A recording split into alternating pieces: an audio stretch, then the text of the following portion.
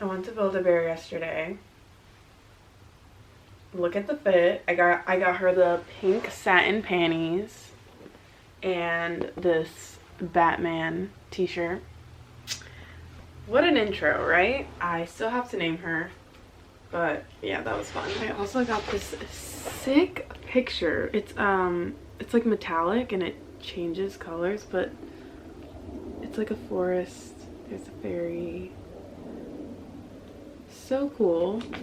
I got a few books. This one is called Rat's Magic and it was written in the 20s, but the illustrations are so cool. Like, kind of creepy, but I think that's obviously why I like it. Let's find a couple cool pages. Okay, this one. Like, this is a children's book, supposedly. There's like a little guy in there. Look at how creepy. I love it so much. This page. He's in the Forest of Sadness, I think it's called. Or no, it's the Forest of Gloom, but he's by the Lake of Sadness. He is waiting for the dragon to come out because there's a witch living inside of the dragon. Yeah, I read the story. It's pretty cool. And then I also got Cowlit's etchings. Oh, this book has so many sick pictures. This guy was born in the 17th century, I think. The late 16th century, world into which Jacques Cowlit was born. There we go. I got this because I've been really into just making art again. Visual art, drawing was my first creative outlet when I was younger, and I just completely abandoned that. I kind of got back into it when I was living in LA, painting, and I just kind of realized, you know, it's one of those things that I want to do all the time, and when I do it, I'm doing it for hours and I don't even realize, and I always have to like limit myself to how much I can do that. And I think I started to realize also like why I am limiting myself from doing the things that I do truly love, which is kind of why I came back to Virginia, is because I had that realization and my priorities just really shifted. I was living in LA for the experience of living in LA, and I thought it would better, you know, what I do online.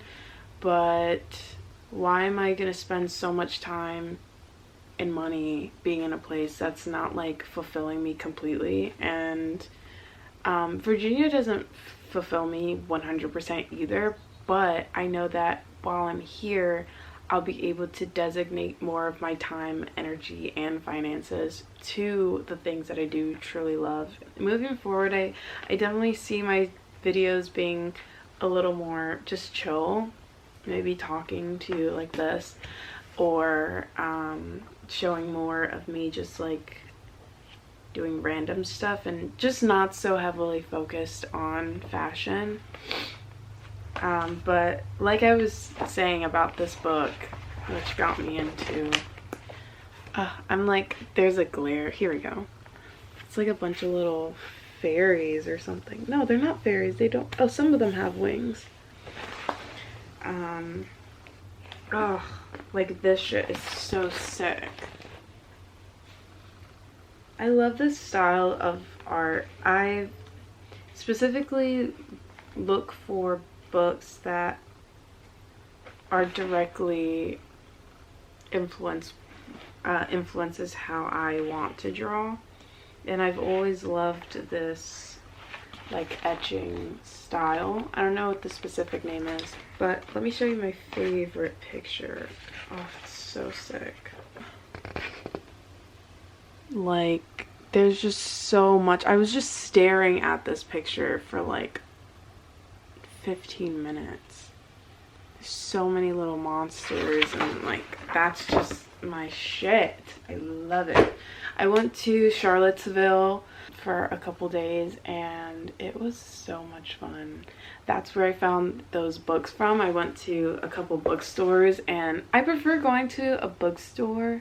I like looking in the thrift store as well, but I like going to bookstores when they're organized because it still takes me a long time to go through the organized sections, let alone the thrifted, you know. But one of the things that I got is this dress, and it's definitely big on me, but when I saw it, it reminded me of this one dress that I saw. It was a vintage dress like from the 50s that I saved on Pinterest, and I thought it was so beautiful. And so when I saw this, it just like struck, I just had like a flashback to that picture, and then I was like, you know what, maybe I'll try and like do something with it. I love this tone of blue. I just have slowly been allowing blue to become my new favorite color. On me and like my skin tone, I think it works really well, and I love this dark blue. So what I'm gonna do is sew it to fit me, and I'm gonna show you guys just like the process of me tailoring a piece of clothing on me. It's not gonna be like a tutorial or anything, but I think you might pick up a few things on like my process. I think it's pretty simple. So first things first, I put it on inside out because I don't have a mannequin. I initially just want it to fit like this kind of, but I still want it to flare more in the back. Since it has a zipper, I can't take it in from the back. I'll have to do it on the sides, but I don't want to take it in too much on the sides to where the skirt part gets tight too. The collar part is like it sticks out, so I can make two little like triangle pleat things.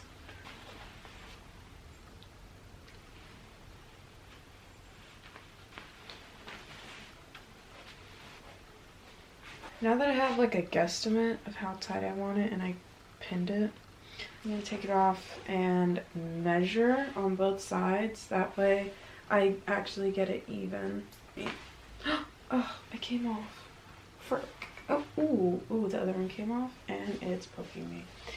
So with it folded on the seam, I think it's about like 1.5 inches each. So I'm just going to like mark 1.5 inches, 1.5 inches,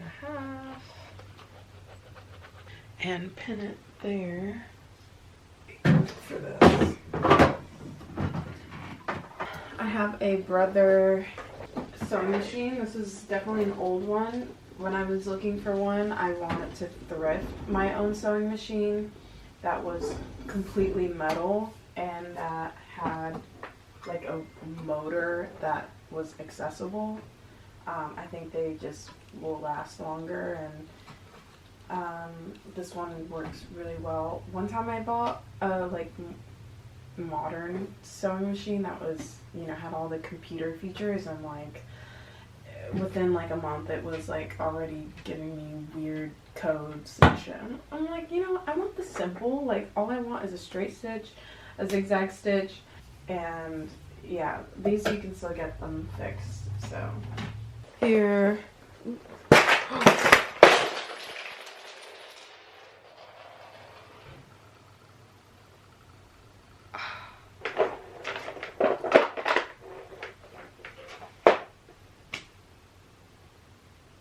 Look at the mess I just freaking made. Are you kidding me? Why was I holding it like that? Well, here's all of my sewing supplies scattered and under the bed as well.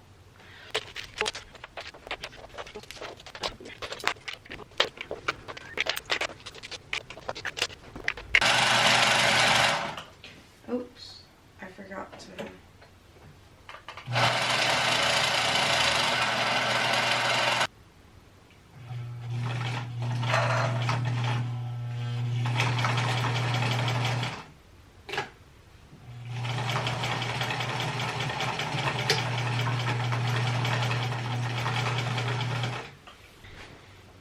We're a lot closer, but I do want it a little bit tighter, which I think is like gonna be another inch on the sides, and then I have to fix this up here. I feel like this dress is like, it's very 50s and like the style, but the fact that it's like a really dark blue, like it just makes it a little more modern, a little more me, maybe a little like Tim Burton-esque or something. You know who I could see wearing this dress?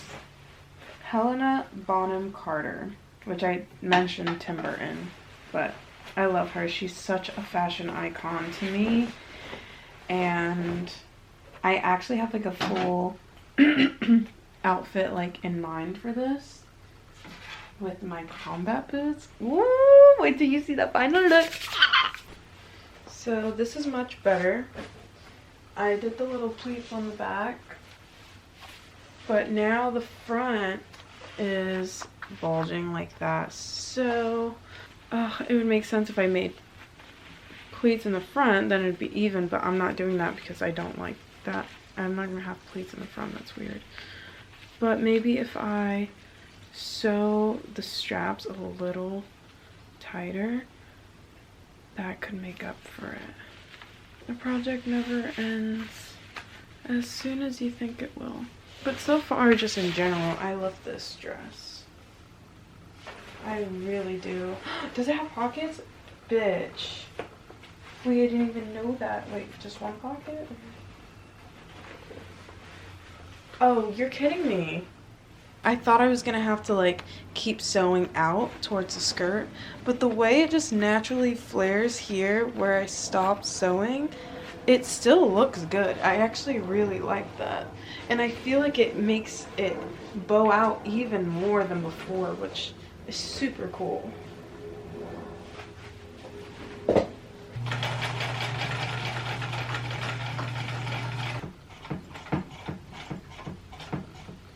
I think I'm done.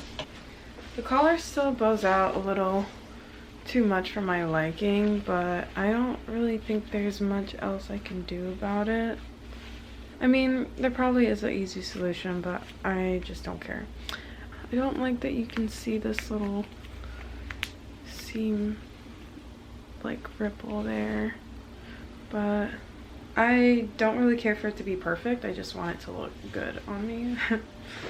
So I do like this like white heart pearl necklace with it, just like the white against the dark blue looks really cool.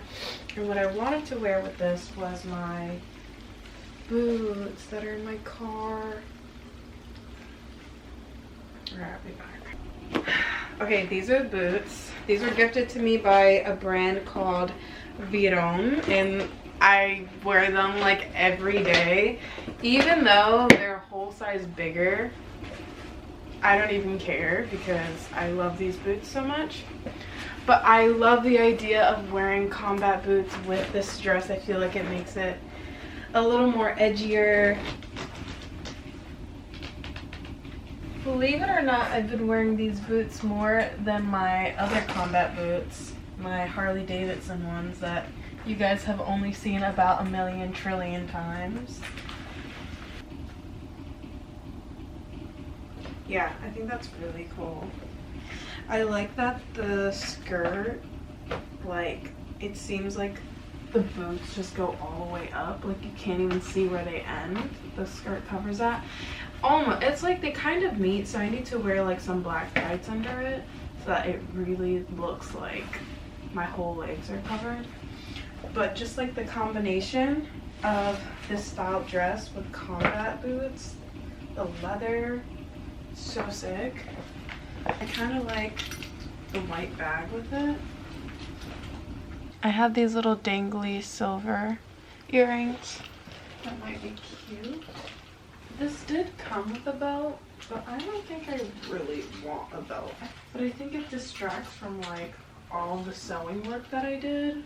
Like the fact that you can see how like tailored it is to me. I want to show that off. And if there's a belt, then it looks like that's what's holding it in, but it's not. It just is the dress. I have this bag by Bimba. They gifted it to me. I love this bag so much. Actually, I really like this. I keep wearing this bag with these boots. Nothing wrong with that, but I am very happy with this purchase. $6? Come on. This is a thrift flip if I ever seen one.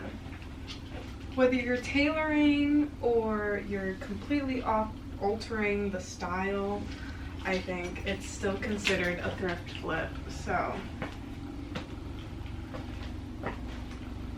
and I love like it just like wraps up and around my back perfectly. I like how much it flares out on the sides. It's just so nice. And you can't really tell, but it's striped. And even the texture of it is like really cool. The brand originally was Anne Klein. Alright, well thank you guys for watching. I hope you enjoyed this video. I'll see you soon, for sure. I love you. Bye.